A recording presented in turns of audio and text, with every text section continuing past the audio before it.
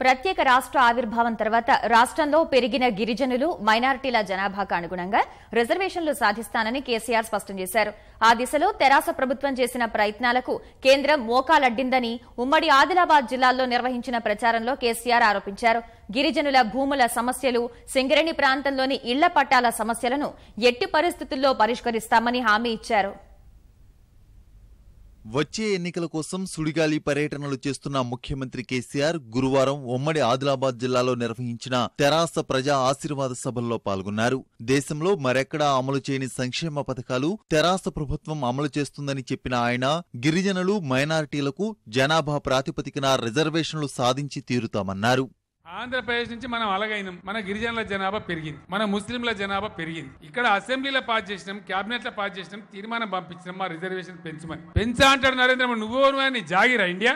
మా హక్కు, మా అధికారం, మా ప్రజలకు ఏం అవసరం ఉందో మాకు తెలుసు కదా. పేదరిక ముందు లేకపోతే ఎందుకు అడుగుతాం? సమస్యలు పరిష్కారం కాలే, మీరు చేయలే, కాంగ్రెస్ టీడీపీలు చేయలే, కాబట్టి ఇలా కావాలని అడిగితే మేము చెయ్యం. నేను ఒక్కటే మాట మా గిరిజన బిడ్డలకు, మా ముస్లిం బిడ్డలకు మనవి చేస్తా ఉన్నా. నేనేదన్నా పట్టుబడితే మొండి పట్టుబడతా, మీకు తెలుసా విషయం. తెలంగాణ కోసం నేను బయలుదేరినాడు ఎవరిని కూడా నమ్మకం లేదు, కానీ తెలంగాణ వచ్చింది. ఇలా ఎస్టీల రిజర్వేషన్, ముస్లింల రిజర్వేషన్ కూడా వచ్చే టర్మ్ లో non BJP, non Congress government ఏర్పాటు చేయించి ఢిల్లీలో మీ రిజర్వేషన్ సాధించి పెడతానని నేను మనవి చేస్తా ఉన్నా.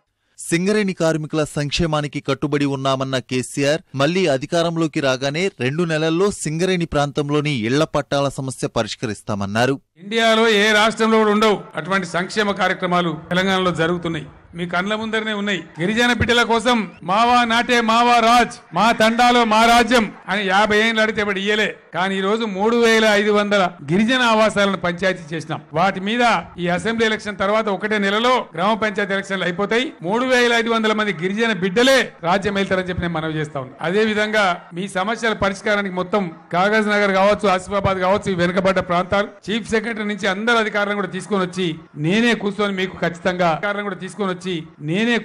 ఖచ్చితంగా మీ పోడు భూముల సమస్య, మీకు పట్టాలు ఇప్పించి మీకు కూడా రైతు బంధు రావాలి, రైతు బీమా రావాలి, అందరికి లాభం జరగాలి, మీకు బ్యాంక్ లోన్లు దొరకాలి.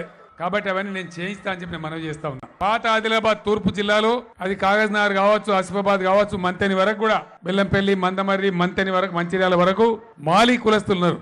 ఈ మాలీ కులస్తుల సమస్యలు కూడా ఉన్నాయి. దాన్ని కూడా డెఫినెట్ గా సానుభూతి తీసుకొని పరిష్కారం చేపించే బాధ్యత నేను తీసుకుంటానని నేను మనవి చేస్తా ఉన్నా. తెలంగాణలో చేపట్టిన వేరువేరు ప్రాజెక్టులపై ప్రతిపక్షాలు చేస్తున్న ఆరోపణలను కొట్టిపారేసిన కేసీఆర్ ధైర్యం ఉంటే బహిరంగ చర్చకు రావాలని సవాలు చేశారు.